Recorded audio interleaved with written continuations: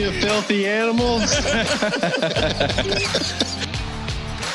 How's my buddies over at the R2 Sonic Campfire doing today? Never know. Keep them warm. Oh, man. You guys should come. You're my good luck charms, man. I always catch fish with you guys. Is there room on the bus? Because I look at you guys, and the 8 or 9 of you guys impressed me a lot. You know, because I first ran. Okay. You know. No, go on. You guys. I don't do advertising. You're not going to see me on billboards or in newspapers, classifieds, none of that. Well, yeah, there's that because, you know, you guys are awesome. But, Yeah, well, that's comforting to know in case I say something stupid. No, yeah. Oh, yeah. You're hearing it real That's time. kind of our thing, so don't step on our turf. Yeah, come on, man. Oh, man, I hope I don't. What we're saying is actually new, so that's why we're fumbling a little bit, but it's going to sound amazing. And we are back. This is the Rutland River Pursuits podcast. We are sitting around the Sonic Campfire this evening. And I want to remind everybody that this is Reality Outdoor Radio, where our mission is to get you in the outdoors by introducing you to the people, skills, and products that you can trust. You can trust them. My name is Pick, and who else is with me? I'm Steve. I'm Catfish. And I'm Will. Hey, I'm Ryan. What's up, fellas? How are you? What's going on, boys?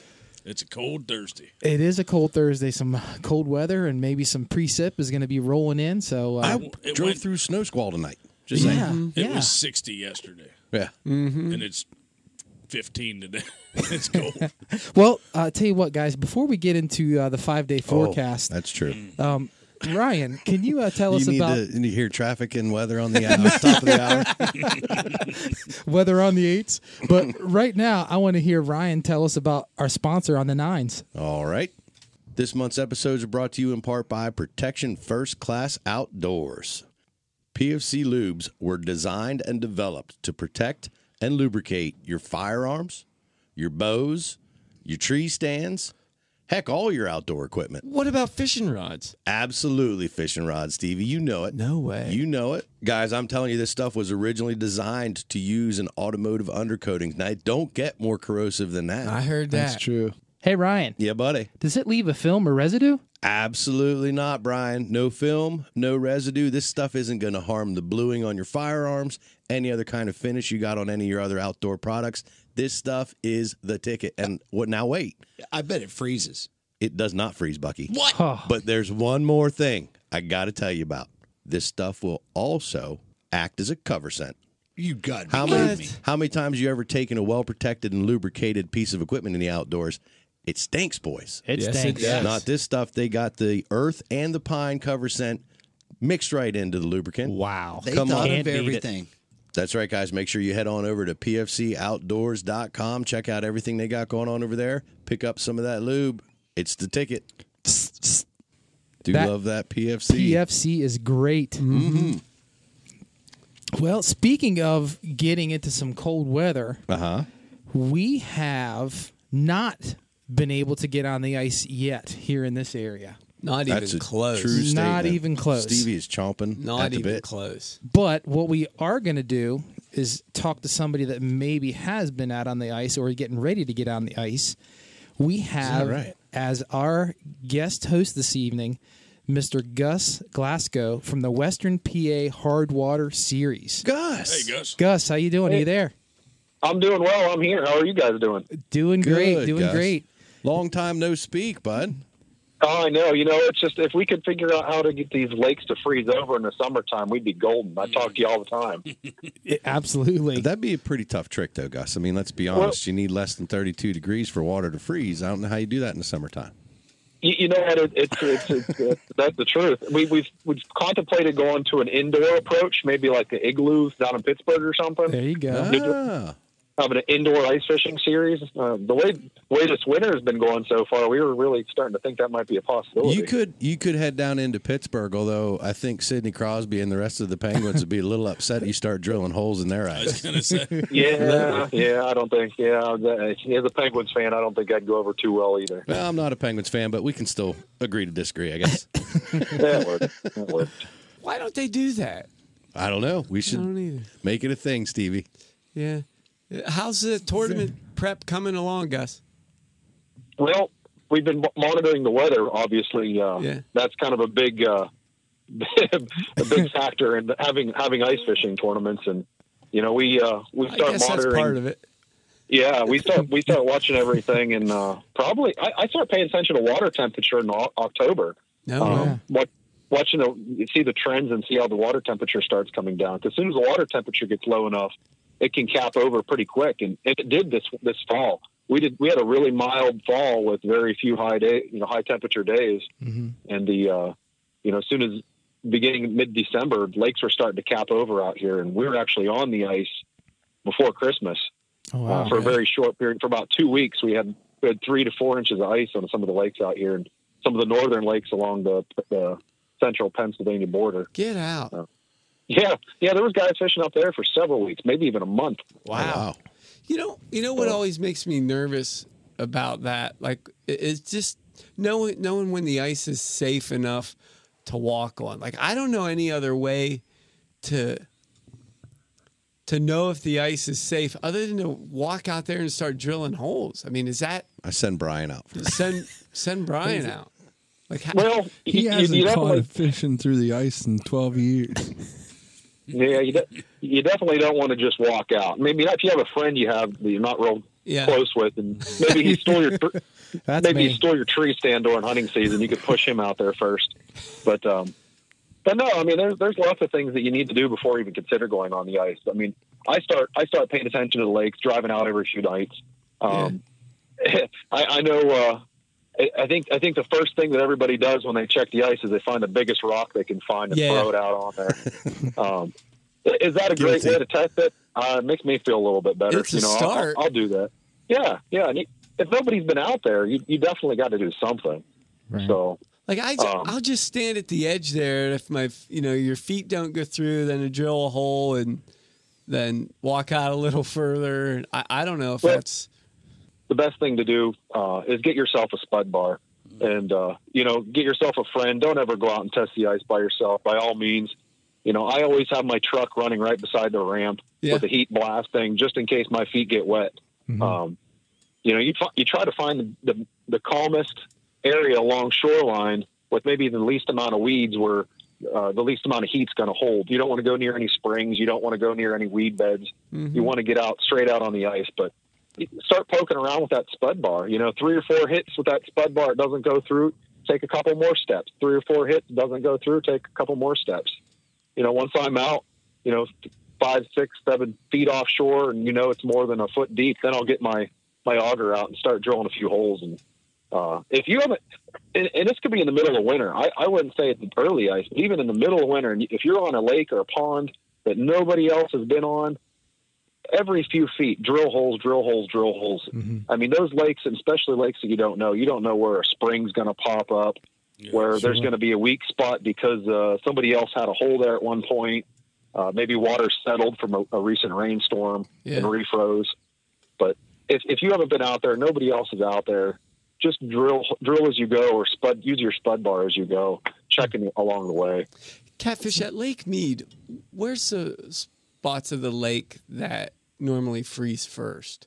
By the dam, and then the very first place is back like Mud Run, where there's no current. Mud Run comes in, obviously, what feeds lake where the current. You come around that first turn to the left there. Where the big house is. Yes. Yeah. That's freezes first. Okay. And then we have a natural spring in the middle of the lake that comes straight up. Oh, okay. And so there is a section out there you'll see. We can have ice for 2, 3, 4 weeks, and you'll see geese out there, and everybody's like, oh, the geese are sitting there keeping it open. It is true. Like, they do that, but it's technically the spring in the middle of the lake that's constant upwards motion of water keeping it primarily open. I didn't know that. There's a few spots that that would be weaker than others. Yeah. So that's not necessarily a sign that you can't go out. If you see open water out in a lake, there may be, 3, 4, 6 inches on some portions of the lake and then not as much ice on the other. The thickest I've ever seen our lake is 10 inches thick. That was 8-9 years ago. Okay. And it didn't have open water, but it did. You couldn't walk on that section. Yeah. So, yeah. We've been out ice fishing and seeing open water 100 yards from us. Right. So Gus, is that what you see as well? I mean, if you see open water, do you kind of get, suspicious, or are you pretty confident as you're walking out there drilling holes? He hit the nail on the head. That's something that I've seen on lakes that don't even have springs, that the geese population is so large, or duck population, they'll keep an area open, right? For an extremely long time. But what gets scary about that is, you're right. It could be 6 inches, 10 inches, 24 inches thick of ice all around that area, however thick it is. That area has no ice on it. But say you get a night where it caps off, the night goes down into the single digits or negatives. You get a thin piece of ice going across that. Maybe it snows a little bit, blends in with the rest of the lake. Now all of a sudden, you're out on a piece of water that maybe you've been on, or somebody other people are on, but you don't know what that section's like, or you don't know that section. Right. So always spudding ahead of where you're walking, or drilling ahead of where you're walking, where there's no other footprints or tracks. It's really the only way to go. You can get yourself in trouble real quick. Real quick. That could have 1 inch of ice on it. He's right. I've seen it, and then snow over it. And you could be walking across drilling holes and be like, oh, it's 6 inches, 7 inches thick, 8 inches thick, and be like, I'm good. And then just walk to the other bank. Boom. And you walked right into a trap, actually. Yeah. And it really is it's a pretty crazy sport. I mean, it's dangerous, and we try to take all the danger out of it. I mean, for the tournaments that we hold through WPA Hardwater, we don't allow anybody on the ice before we have checked the entire area and created boundaries. So we'll go out and monitor those spots that we know of, and put a bucket with rope on it, a bucket out, telling people, hey, stay from this point to this point, don't go over here. So there's a lot of variables that go into it. So before our tournaments, we walk every foot of that ice that we're going to let people on. So we know what happens before they go out there. That's great to hear, and kudos to you guys for taking that extra step of safety as an organization to make sure that everybody that goes out on the water is safe. So that's great. One of the other things that guys really need to consider, and it's another thing that we wrote into our rules after our first year of a series. This is our 5th year of a series, and all contestants must either have a life jacket or a float suit on at all times, and most popular, the striker ice suits that you see myself wearing, and most of all of our staff wears, and probably 3/4 of our contestants are wearing the striker ice suits, or some variable of another brand of a float suit. Those are pretty nice suits. I just got my first striker suit, and I've been wearing them as pajamas at night. So I have to be honest. They are pretty amazing. It's just I've never worn anything that's. I've been doing some fishing on the Potomac River here in January on the kayaks, which is cold, and literally just a pair of sweatpants and that striker bibs. I'm sweating. It's that nice. Nice. Oh yeah.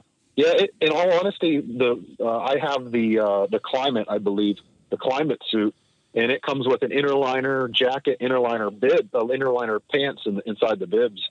And I fished out into the negatives, and I actually take my innerliners out because that's even still hot. Yeah. So they are incredibly warm. A lot of the guys that are using them stop using shanties during competition because their suits keep them so warm. What's the rules and regulations? Check your regs. What's the regulations on wearing a striker suit for flintlock season? I'm just because you could sit all day. I think I may hunt in it next year. There's no orange requirement. I actually did hunt in my striker suit this year. There you go. Believe it or not, I actually did. Yeah. You heard it first here. They do have a duck version that a lot of people aren't too aware of, but they do have duck camo suits that fit duck for the duck hunters. Right. I see an upgrade in my future. Nice. Can we talk, Gus? Can I ask you a question? I don't think we've talked a lot about ice fishing, and we touched base here on how to check to be safe going out. I don't actually believe that we maybe have ever spoken on Rutten River about what do you do, God forbid, if you would fall through the ice? Like, I mean, I have a few versions on how to get out, but could you give our listeners a tip on the worst case scenario? You're by yourself or something were to happen. You know, that's one of the things that's it's easier to say and run it through your mind, but then you actually have to play the steps over when it happens. Right. Mm-hmm. So the very first thing you got to do is stay calm. You cannot panic. I mean, if you the striker suits, if you're wearing a striker suit, you're going to float, but you still have to figure out a way to get yourself out. Right. Yeah. So the number one thing you got to do is just calm down, take a breath, because the first thing when you hit that water, it's going to knock the breath right out of you. It's like punched in the chest.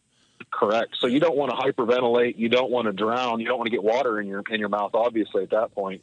So you just have to take a second, calm down, let that suit get you floating a little bit. You know, God forbid hopefully you have a suit. If you don't have a suit, still just do the same thing. Calm down, try to start floating a little bit.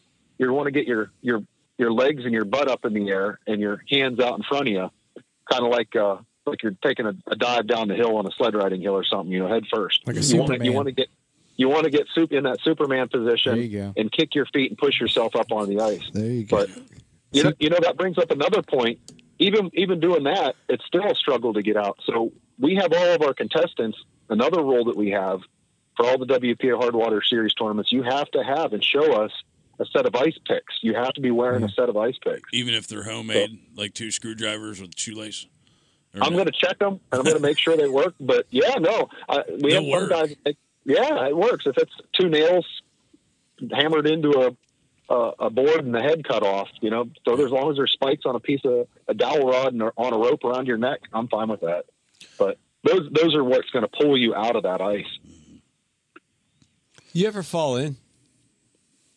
Say that again? Have you ever fallen in? I haven't, because I'm so paranoid and I read the ice so much that I haven't. I mean, other than putting a boot through it shore, testing the ice, I have not. But I was with a friend that went through a couple years ago. Dan Druschel. No, well, Dan has gone through too. So we've heard. He's notorious a couple for it. times. Dan's been. We're going to do a test with Striker. We're going to do a through the ice actual scenario through the ice here one of these days. Yeah. As soon as we get ice. He's been wanting to jump in with his suit on for quite a while now. Oh, he's an ice walker. We're going to need a video of that. He is. But now that he's fully prepared, he probably won't go through anywhere. So that makes sense. But it's a scary situation, and when it happens, it's everybody's the first thing is that you panic, and even the people that haven't fallen through. If you're near a person, you don't want to start running as a flat out sprint to that person, in fear that ice is going to give away also. So obviously, if you're trying to rescue somebody that's in the ice, you're going to lay down, spread your weight across the ice, hopefully be able to throw a rope or a bucket or anything to that individual so they can stay a little bit more buoyant and get them out. Yeah. Well, I didn't bring it up to scare anybody, but I mean, it's worst important. case scenario. It can happen. It's good information. Oh, sure. It's for real. It happens every year, unfortunately. So, Gus, after we'll assume now we've established that the ice is safe where we're fishing. All right. Sure. And so we're all good on that front. Except for when you take pictures and then you all stand in the same spot. Everybody get close together for this photo. Don't get 3 big dudes standing all in one area. Let's just say we know some people. That was no bueno. The where was I going? I lost my train of thought. Oh, okay. Ice is safe. Yeah. You're ready to roll. Yes. Train of thought. So the ice is safe. Can you? So let's say you fish this lake often, and you just fished it last week, and you knew where the fish were, and now this week there's ice on it. There's safe ice. Are the fish in the same place as they were last week? I'd like to say yes, but sometimes no. I mean, when I'm pre-fishing, we pre-fish for these tournaments, our ice fishing tournaments, in a boat. We're trying to find fish. We're trying to find structure, and it's not always the situation. Obviously, one of the key factors, believe it or not, while ice fishing is oxygen. So if you can find more oxygen in the water, that's more likely where the fish is going to be. So as plant life dies, throughout the winter, there's obviously going to be less oxygen in the area, less light with the snow and ice cover. Doesn't promote a whole lot of growth of the weeds. Sure. So we're often looking for weed edges, different contours, but the fish really do pay attention to a lot of where the oxygen is, where the new plants are growing, old plants are dying. Would you say that that's more important than depth? Because, like, a normal, typical state park, Pennsylvania lake, like where we fish, you're probably no deeper in most cases in 20, 25 feet. I guess there's exceptions to that, but how much does depth really play? Have you found, is that more important than oxygen or vice versa? That's a tough one to say. I mean, one of the big factors that the fish are doing in the early ice, which right now we're kind of in the mid, even though we don't have ice yet or we're about to get ice, we're kind of in mid-season right now. So really? The fish in mid-season tend to do something that's different than early ice. Early ice, they're kind of doing what they do in the summertime, late fall. They're hanging out on brush. They're hanging out on edges, creek beds, sides of creek channels, sharp drop-offs around rock piles. This, typical things that fish like to hang around. Yeah. But as the ice progresses towards mid-ice, they tend to, the crappie especially, crappie, even perch, they tend to kind of move out to the middle of the deeper water and just suspend. They're just kind of waiting till spring. They're waiting to get in the mood to spawn. They're waiting to move up in the flats. They're just kind of hanging out. So it does change. I mean, especially with panfish. I mean, right away, first ice, I'm usually going straight towards my old favorite holes, brush piles, Bridget Buckman, rock piles. And then as it progresses, I start moving out into maybe creek channels and then towards flats and just looking for suspended fish. I do that every March. I must have crappie in my blood. I just kind of suspend all of March waiting for something to happen. Does their food source move out there too, or are they just kind of chilling out there, like you said, waiting for spring? It's kind of crazy. I've watched them on camera several times. I've used AquaView cameras and watched them underwater and just watched how they hang out and what they do out there in that suspended. If you find them when they're suspending in mid ice, they're just kind of. It's almost like they're asleep. They're just kind of neutral, especially with crappie. They're just kind of hanging out. No, they're kind of like in a bass. If you put a lure past a bass, that bass has been hanging out underneath of the lily pad. You run a spinnerbait, in front of it, it's going to attack it. Mm-hmm. So it's pretty similar with the crappie, but often you got to move to try to find those schools and find out where they're suspending. But they'll jump on the bait. Right. I know one of my favorite places to fish midwinter at my local lake. It's jam packed full of alewives as a bait fish, and those alewives they move through in these big balls. And when those balls of bait fish go through, it's almost instantly that the big crappie are right behind them or right under them, and that's when we catch our biggest fish, when those big balls of bait go through. Really? I almost wish that they would make a drone, like a flying drone, like a drone submarine with a camera, so you can just sit in one place and then just check the whole lake out and find where the fish are. That's a really good idea. Yeah. Patent pending. Patent pending. Well, Garmin came up with the Panoptics. That I don't know if you guys had a chance to look at that yet. No. If you get a minute, you've got to you get on YouTube, Google Garmin Panoptics. It's basically taken a fish finder and they've made it live. So you'll add this secondary Panoptics transducer down into the ice, and you can scan it around you in a 360 pattern and see fish out. Up. Don't quote me on this, but up to around 100 feet out, wow. And you can see them. You can see them swimming live on your screen. Yeah, I need that. It truly is amazing. It's amazing technology. I mean, it's a game changer in ice fishing and open water fishing. Man, so you fished with the AquaViews before then, right? I have, yeah. I use them to. I don't use them to fish with. I'll use my Garmin fish finder to fish with, but I'll use an AquaView to locate brush pile, weed edges, or to see where the fish are suspending in the water column. If I can see them on my fish finder and I can see a whole bunch of something on my Garmin, I can't necessarily identify what that species is. So I'll drop down, maybe I'm fishing for crappie, they're the bigger species. I've got fish all over the place, but I don't know what they are. You'll drop the camera down and see what's going on. That's the tough part about Lake Mead is there's so many shad. Yeah. That a lot of times you're like, I'm on the mega load. Oh, yeah. There's so many crop, and it's not. It's shad. Yeah, I remember the last time we were out there. It was 3, 4, 5 times. You think, here they come. And then it's skulls of shad. Nothing. Yeah. Yeah, you'd have to spend almost 10 more minutes till you catch another 100. It's terrible out there. We have to get Gus to come out. Yeah. Oh, I'd love to come out there. I've not fished that lake. I'm starting to slowly work out towards the central lakes and slowly starting to learn them, and really need to for our tournament series because we'd really like to start fishing out there. We'd like you to too, but I'll tell you, you probably don't want to this year. It would have been a slow start to the tournament season.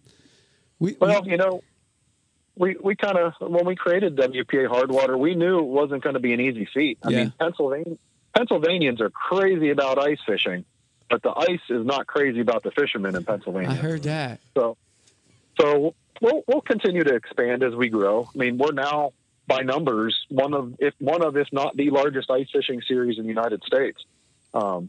We've averaged 60 teams per event last year, and we're looking to grow that again next year. But as we grow, we're going to start going into additional states and chasing ice. We're going, for example, we're going to New York and Ohio this year. So you are, yeah. That's cool. I didn't know that. Just like an ice arena, like an ice skate, you need to make like one big lake with a dome over it so you can have year-round ice fishing. Yeah. I'm telling you, one of these days I'm going to get kicked out of that igloo down in Pittsburgh there. You can see Gus winning. Gus will win a $300 million Powerball, and he'll start building the glass dome. Absolutely. Yeah, absolutely. Hey, if I can ice fish year-round, I'm all for it. Yeah. So in the years that the Hardwater Series has been going, how many events do you average in a season? Typically 3 to 4. We shoot to 5. We shoot for about 5. Our goal is to have 5. 5 one-day. Actually, I should say 4 one-day events and 1 2-day event for a total of 5 events. But realistically, with the way the ice works around here, sometimes we get ice early, sometimes it stays late, sometimes we only get ice late. So realistically, we shoot for, our goal is always to have 3 events, and I'm pretty sure we can do that regardless. Okay. Yeah. All right, guys. I'm hoping to switch gears a little bit here. Well, I need to ask one question. Go ahead. Pick. Go ahead. Yeah. Is there ice fishing in Maryland? Maryland? Yeah, there's ice fishing. Western Maryland. Yeah. Western Maryland. I believe so, but right along the Pennsylvania border for sure. Yeah. I believe we had 2 teams come up last year from Maryland to fish our tournament series. Yeah, I think you're right. Deep Creek freezes. Yeah, there's a few small bodies of water just right outside of Clear Spring. There's Blair's Valley, which is state, and it's about a 5-acre lake. And then there's a couple other smaller bodies, Little Pool and Big Pool, which is between Fort Frederick Medium State Park. Pool. There is. It's just little and big. Yeah, there's no medium that I know of. Where we went to college was up in the mountains. It got cold there in Cumberland. Yeah. Western Maryland. I think it does get cold. And those, I keep thinking that Eastern Maryland. I don't. Stevie and I have been trying to run an ice fishing tournament on Chesapeake Bay. Yeah, we just haven't been able to catch on. It never gets cold enough. The Chesapeake Bay actually froze once in like the 1930s. That's when we started the tournament. Yeah, it was a good year. Remember that? It was a great year. Oh wow! That tidal water might make it kind of interesting getting on and off the ice. There you go. No, it's no problem. No problem. Anyway, go. I'm sorry. I was just getting ready to shift gears. Yeah. Well, not really. So let's say I'm interested in bringing home a bucket load of crappies tonight, and I go out on the ice, and this is a lake I've never fished before. So you got skunked, did you? No. Well, let's just fast forward. I would, but in this scenario, I'm Gus. So you're looking. So what? You're looking for crappies. I'm looking for crappies. I've never been to this lake, but I know there's. I read. You heard tell of them. Yeah, I heard that this lake has a bunch of them. Right. Where would you start, Gus? You got to start studying before you even get out on the ice. So the number one easiest thing and free thing for people to do, this is why I love ice fishing, because it's a really inexpensive sport. It doesn't have to be expensive. You get on your cell phone, you get on your internet, you go to Navionics web app. You don't even have to download the app. You can go to their website and you can look at all the different. Hey, this isn't even a sponsor of ours. So hey, if Navionics you're listening, you want to come on over. But no, you get on the Navionics web app, and you can look at all the contours and the creek channels, the bridges, the roadbeds going through the lake before you even get there. So the first thing you want to do is your hours before, your days before, is to study that map and figure out where's the most structure. So the easiest way to catch fish is obviously going to be around structure. So find your roadbeds, your creek channels. Sometimes they mark brush piles on there. Your contours, obviously, you're going to look for different contours depending on what time of year you're fishing. The weed beds, depending on your lake. So if you have that ready to go before you even get on the water, that's going to narrow down the entire lake for you to a couple really good spots before you go out there and start wasting time just drilling holes. Because that's what I do. We've all been there. Just drill it and fish it a while. So speaking of drilling holes, Gus, you do that. You find out that you have a good sized piece of structure out there. You drill a hole at one end. You fish for 15, 20 minutes, a half hour. You're not catching anything. How far do you go to the other end of that structure? Do you go 5 feet, 10 feet, and drill another hole? What's your strategy of where you drill holes around that piece of structure? Well, typically, another little piece of advice to do is to get yourself a good electric drill, and that could be something that you use during the summer to put drywall screws in a wall. Right. Get an electric drill. Get yourself a nice lightweight auger, whatever you're using, an Eskimo or an Ion, whatever kind of bit you want to use. Attach it to your drill. Get it set up to your drill so you can go out there and drill a lot of holes. So like what you're saying, if I'm going out on there, I got it on the map. I can see on the map. I'm using my phone to pinpoint exactly where this is. Maybe a bridges or a brush pile is. I don't exactly know where it is, but I can kind of line it up a little bit.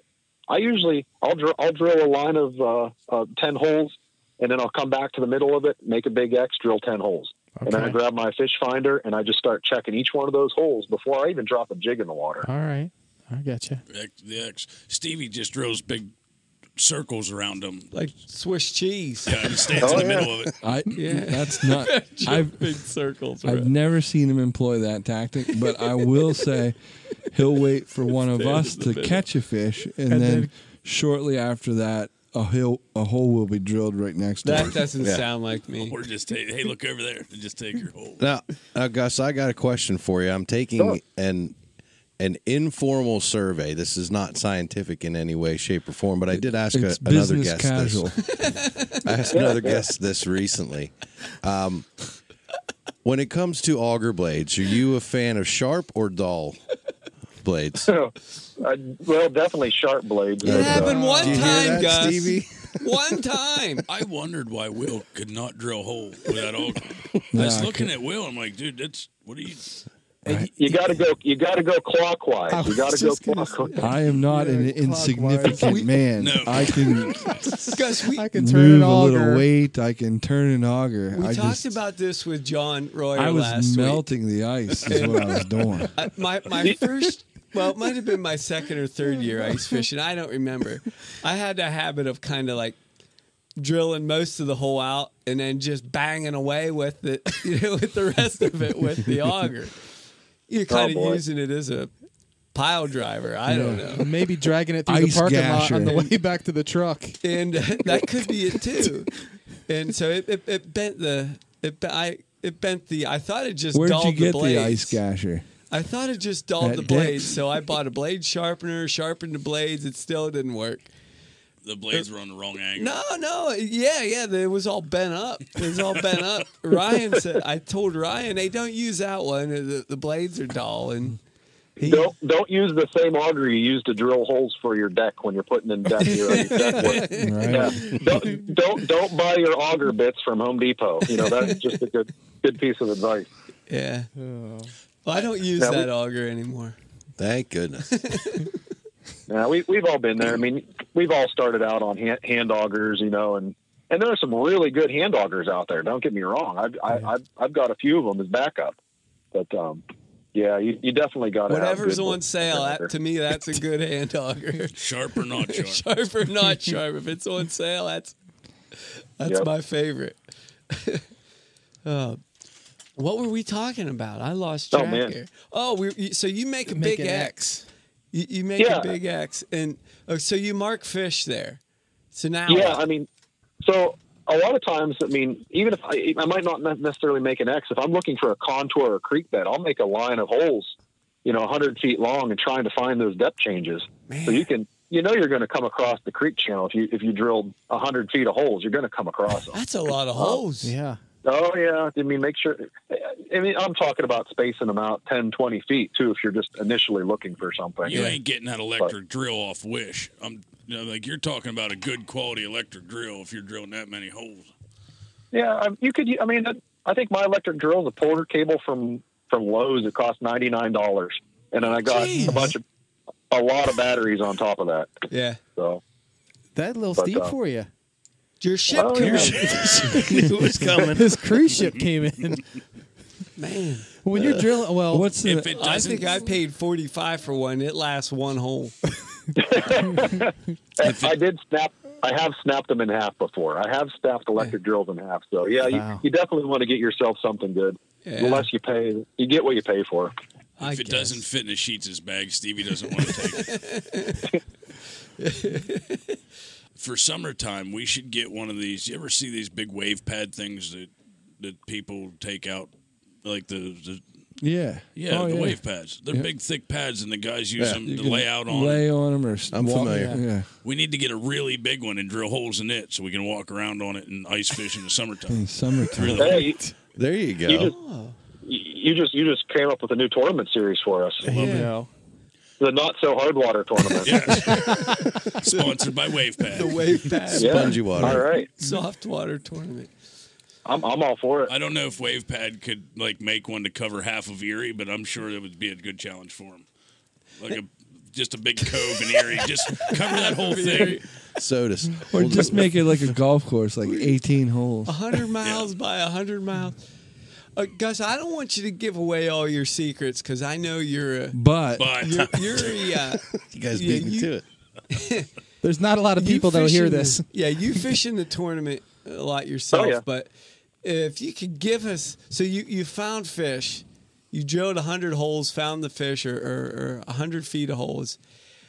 What do you like to do? What's your techniques there? If we could just kind of graze the surface of that. You mean a like bit. jigging or what's that? Like jigging or what? Yeah, live bait. Yeah, what's your favorite bait? What's your go-to? What's your go-to? How do you?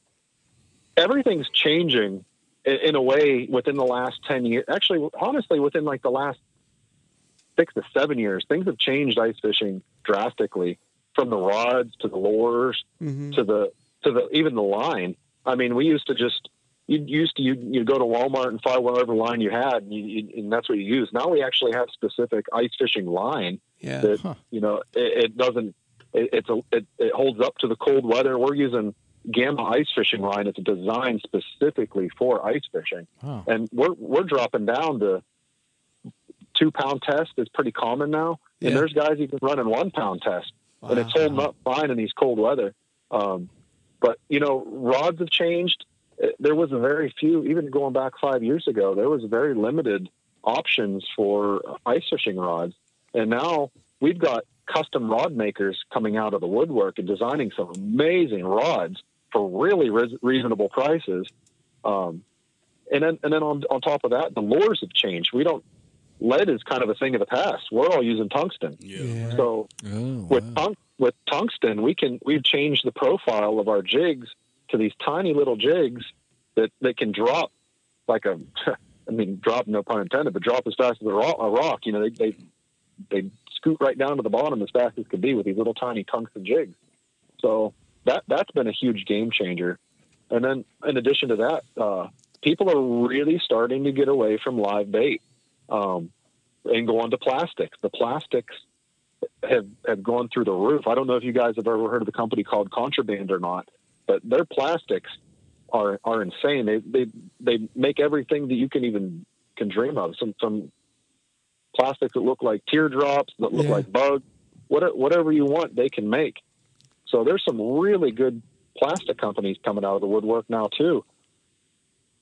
But it's kind of changing. I mean, it used to be using maggots and minnows, and not that maggots and minnows don't work, or not that you won't see me with maggots and minnows in the future. They still have a time and place, but tungstens and plastics have really changed the game. What are the chances of you saying we should use tungsten and us not be catching fish while you're catching fish on maggots and minnows? I'm not saying it could happen, but I do know what you're saying, though. I get schooled almost every time I go out because Catfish has something brand new from Z-Man or whatever that that he and Logan have scoped out for anyway. I'm always behind the times, and I'm always playing catch up with these guys. So I understand what you're saying. They're just then you have guys like he's throwing them what's them headbangers? Yeah, headbanger lures. Ryan's throwing curveballs at me all the time. We're catching monster pike on things that I wouldn't. He bought off the Facebook this marketplace. Thing looks dumb. I wouldn't, but they're amazing. Well, that's because I'm usually 2 steps behind Will, who's a step behind you and Logan, and I'm just trying to find something that I don't think will work. Yeah, in hopes that maybe it might work, and I could be like, "Told you." I knew it. One of the tricks, Gus, we use for catching crappies out here, and it sounds barbaric, is and it works amazing. Is actually once you catch a crappie, is actually using an eyeball out of the crappie on a small tungsten jig, and the crappies out here like cannibalistically go insane for an eyeball. Like I don't know what it is about an eyeball, but I mean the perch eyeball, the crappie eyeball, don't matter what it is, back and forth, each species will destroy it. Yeah. Oh yeah. There's actually lure companies out there making lures that specifically look like an eyeball. Yeah. As weird as that is. What company I bought is some that? I'd last like year. to know. Is that right? Yeah. I've never seen these Yeah, before. Just like Will said, I'm behind the times. Bucket. I need it. Yeah, it happens. Yeah, there's a time and a place for just about everything, and I'm not saying you're not going to be able to. I mean, I've seen fish caught on hot dogs. I mean, people are catching. There's videos Salmon online eggs. of people catching pike on hot dogs and through the ice on tip-ups. I mean, the hot dog's just hanging in the water. It doesn't make any sense. But Well, the tungsten's a game changer in lots of aspects of the fishing industry, not just ice fishing. But you were talking about this 2-pound test, 1-pound test braid, or ice fishing line. Since we've said that, I can't imagine trying to land like a 20-inch walleye, or say you hook into something substantial. Is that 2-pound test seriously going to bring that out? Well, that comes back to the rod technology. So I don't know if you guys are trout fishermen or fish for trout at all, but I mean, a lot of guys are using center pins that are darn near 20 feet long. With that 1 and 2, 3-pound test, it's the rods. So our rods, we're now using noodle rods for ice fishing. So I'm using a 32-inch Lucky custom rod that I had designed for myself. Wow. That Lucky Customs make. That is specifically designed for light line, and there's a lot of bend in it to take that pressure out of the rod. Yeah, I see. You'd have to have that. How big is that rod, did you say? 32 inches is what I typically use. For ice fishing? Wow. Yep, 32-inch noodle rod by Lucky Custom. And the crazy thing is, these custom rods are really inexpensive. I mean, if you're obviously they're a lot smaller than an open water rod. They're not 7 feet long. They're just a few.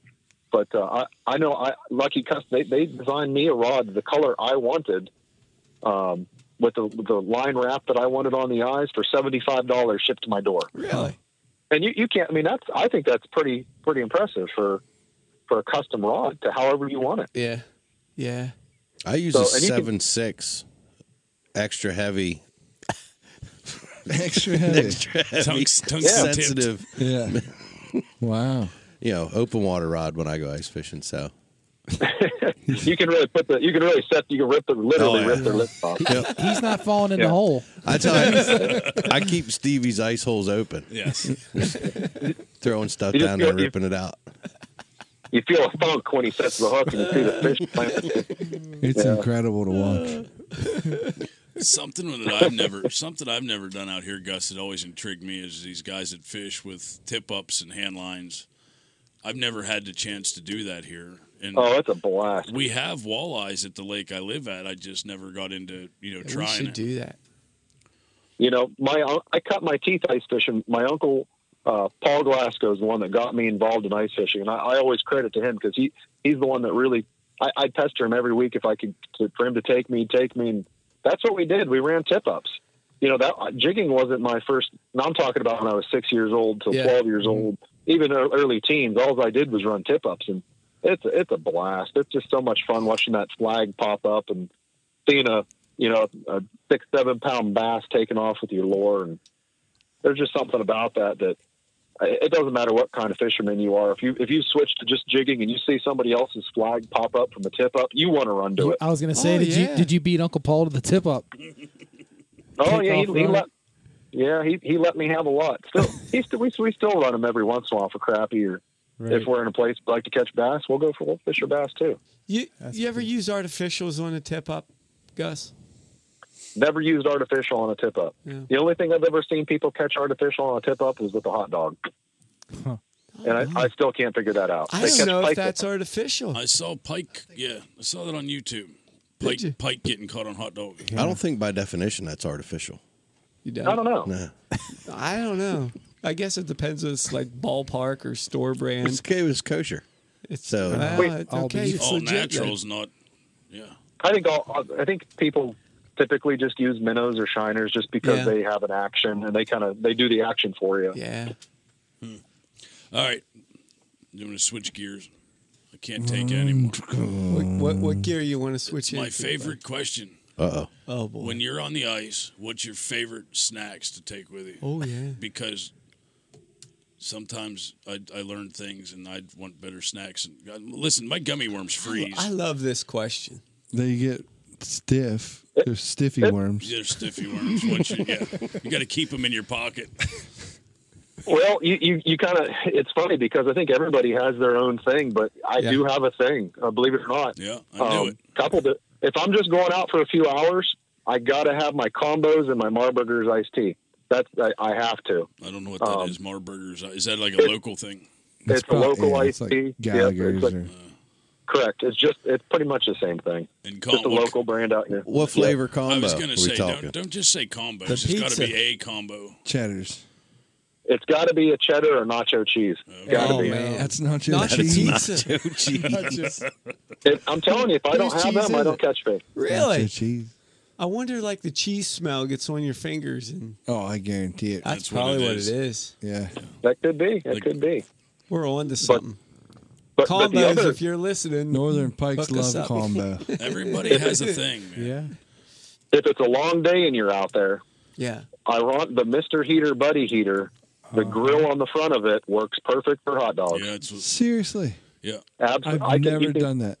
It's shocking. The one hot dog will fit perfect right on that top, or you can take the grate off and put it right on top, and you can put your hot dogs on top. They're not exactly designed for that. Mr. Heater makes a great product. No, I'm sorry if that insults you by all means, but I've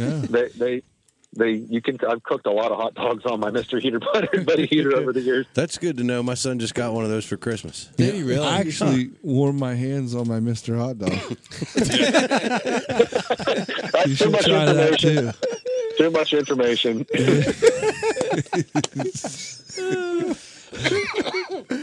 Well, oh my!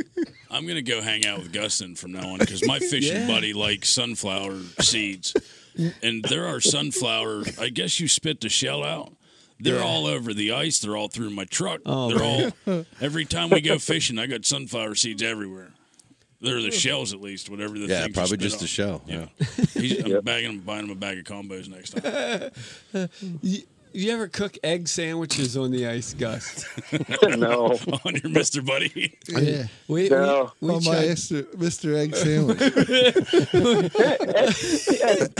You could wrap it in tinfoil and throw it on top of your buddy.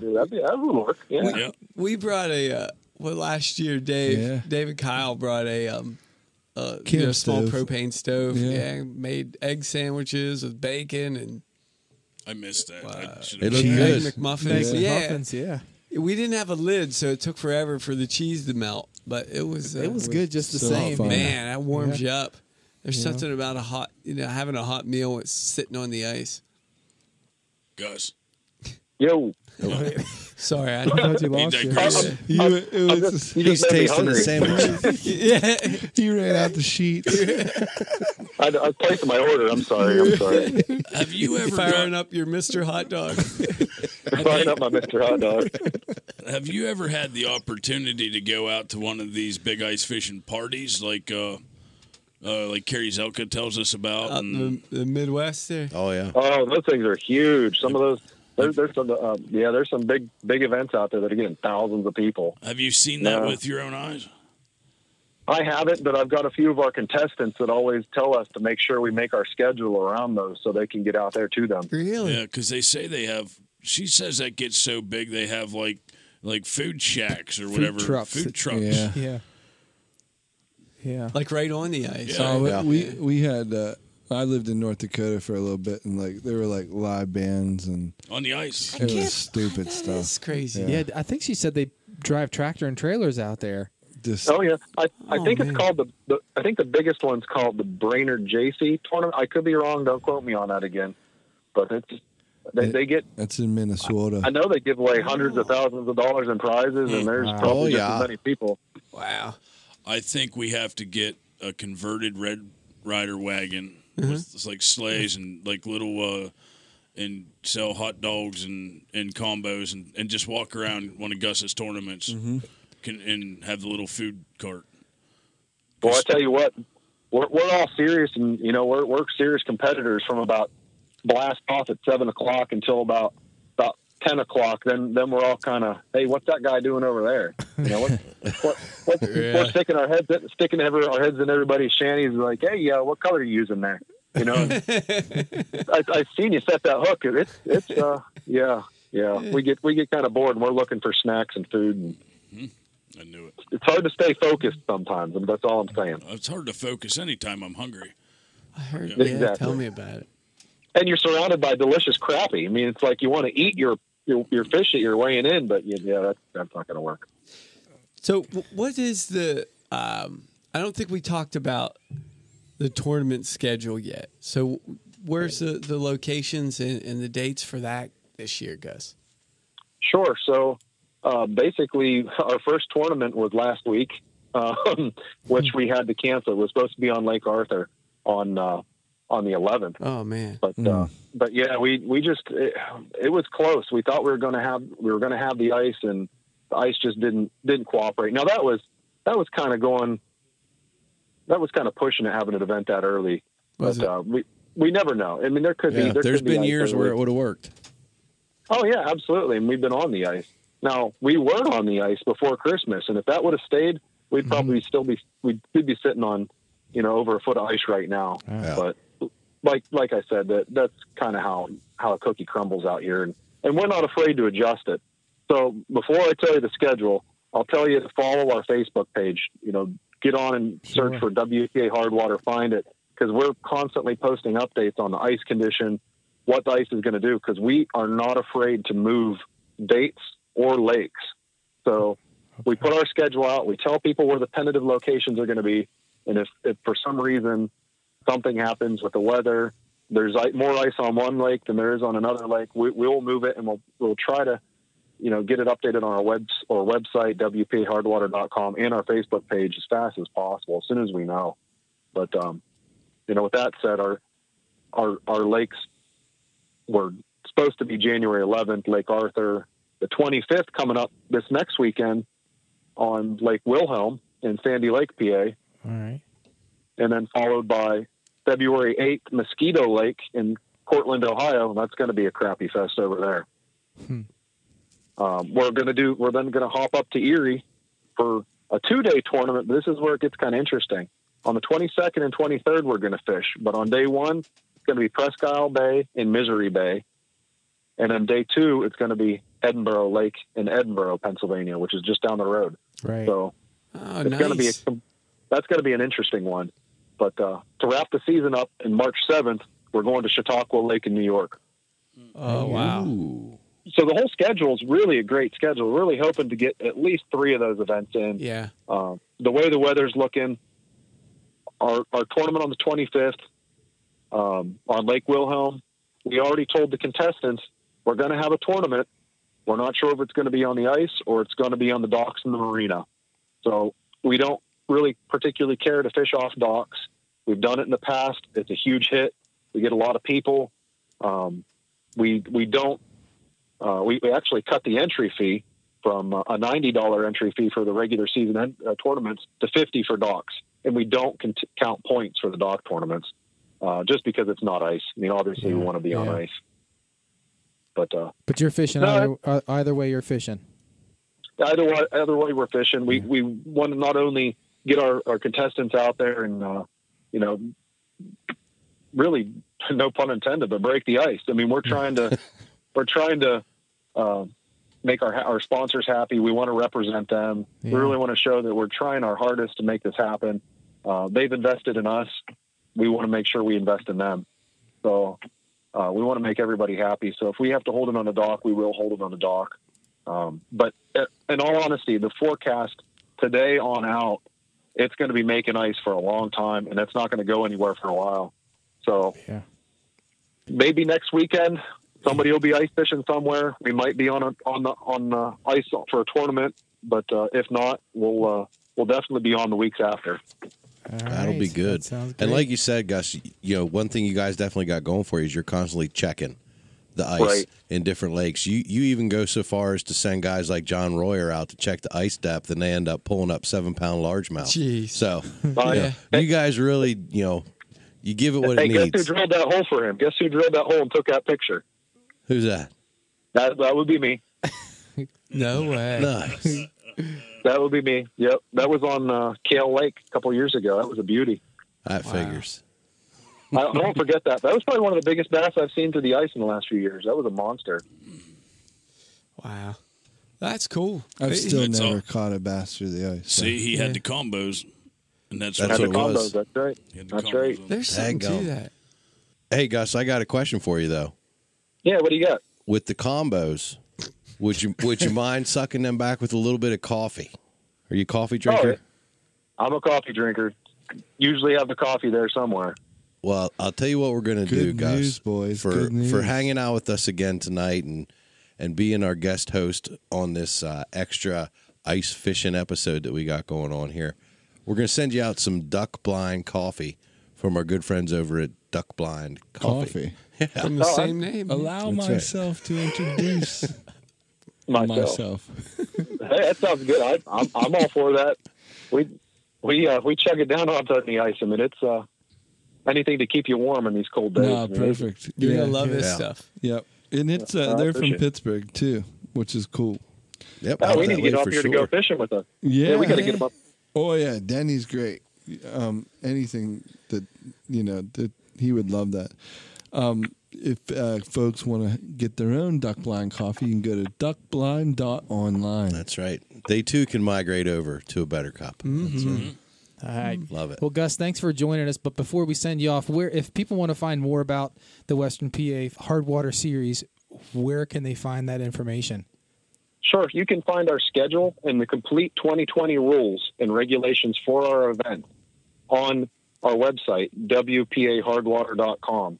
But for up-to-date and complete details for all of our events, to the ramps, the locations, to the current ice conditions, and to find out a little bit about our sponsors, you can go to our Facebook page, WPA Hardwater, just by searching in your search bar, WPA Hardwater. Okay. Cool. Great. Very cool. Awesome. Yeah, thanks for having me, guys. I appreciate it. Anytime we can talk about ice fishing and spread the word and introduce new people to the ice, we appreciate it. We love it. That's what it's all about. You are the man when it comes to the ice stuff, Gus. Appreciate it. Anytime. So, Stevie. Yes, sir. Why don't you tell us a little bit about this month's other sponsor? This month is also brought to you in part by Miser Creative LLC. Rutten River Pursuits podcast is a production of Miser Creative LLC, and if you're interested in starting your own podcast, or if you need help creating video content for social media, look us up. Give Will an email at will@ruttenriverpursuits.com for more information or pricing options. Mm-hmm. Them boys at Mize are creative, I'll tell you. Good people right there. Good people. I like them too. I'll bet you do. Hey, Ryan. Yeah, bud. When we're not drilling holes in the ice and cooking some Oscar Mayers on some buddy heaters, where can people find us? Catching big old pikes. Well, they can find us at ruttenriverpursuits.com.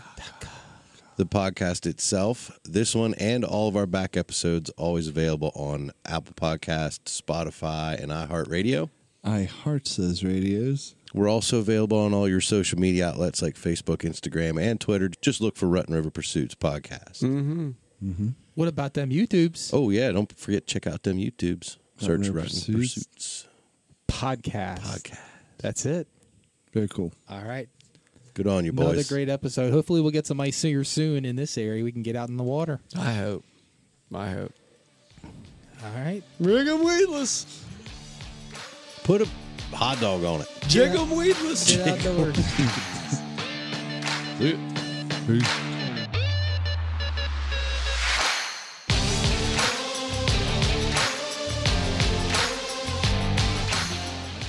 All contestants must either have a life jacket or a float suit on at all times. And most popular, the striker ice suits that you see myself wearing, and most of all of our staff wears, and probably 3/4 of our contestants are wearing the striker ice suits or some variable of another brand of a float suit. Those are pretty nice suits. I just got my first striker suit, and I've been wearing them as pajamas at night. So I have to be honest. They are pretty amazing.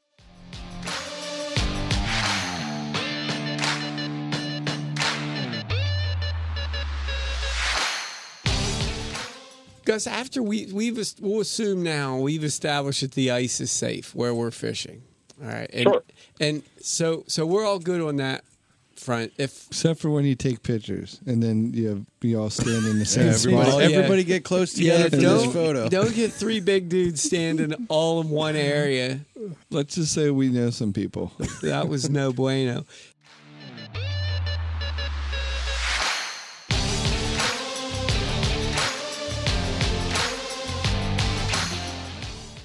They're big, thick pads, and the guys use them to lay out on. Lay on them, or I'm familiar. Yeah. We need to get a really big one and drill holes in it so we can walk around on it and ice fish in the summertime. In summertime. Really. Hey, there you go. You just came up with a new tournament series for us. Yeah. The Not So Hard Water Tournament. Yes. Sponsored by WavePad. The WavePad. Spongy water. All right. Soft water tournament.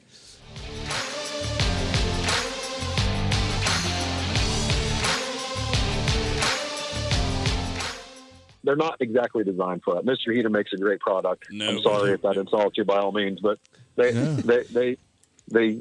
cooked a lot of hot dogs on my Mr. Heater buddy heater over the years. That's good to know. My son just got one of those for Christmas. Did he really? I actually warmed my hands on my Mr. Hot Dog. That's You too should much try that information. too. Too much information.